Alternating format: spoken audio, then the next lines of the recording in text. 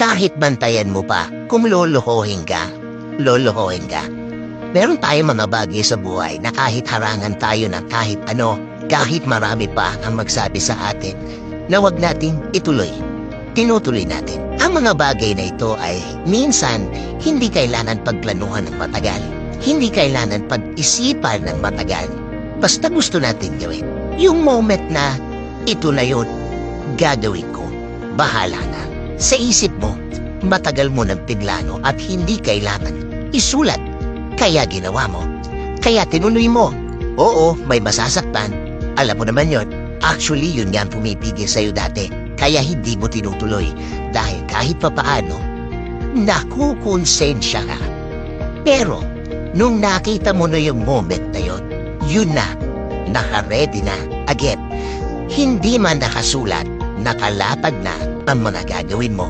Nakaproseso, naka-stage na ang plano. Kaya, kahit bantayan pa pa ng isang tao na pipigil sa iyo ng gagawin mo yan, useless, wala pakinabang. Dahil totoo naman, kahit bantayan ka niya ng maghapon at tutukan ka niya, basta gusto mo, gagawin mo. Kasi, in the first place, kung ayaw mo, kung talagang ayaw mo, ni isipin o mag-imagine ay hindi mo gagawin.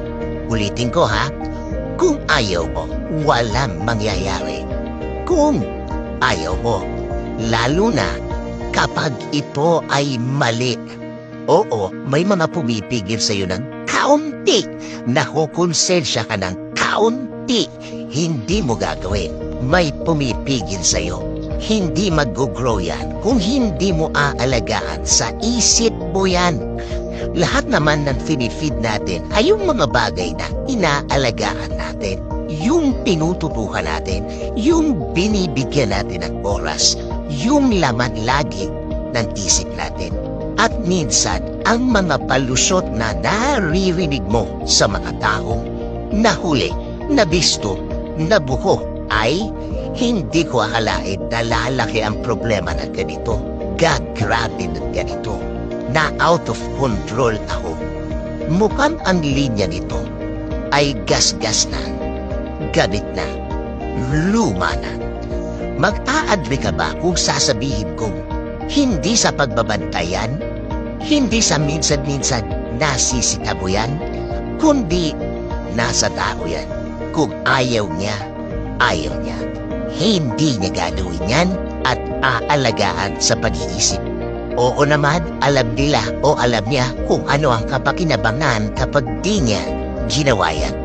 Oo, alam niya ang benepisyo. Pero sa dulo, masasabi niya na kung lulukohin ka, lulukohin ka. Kahit bantayan mo pa yan. Thank you for watching. Thank you. Bye-bye. Good luck.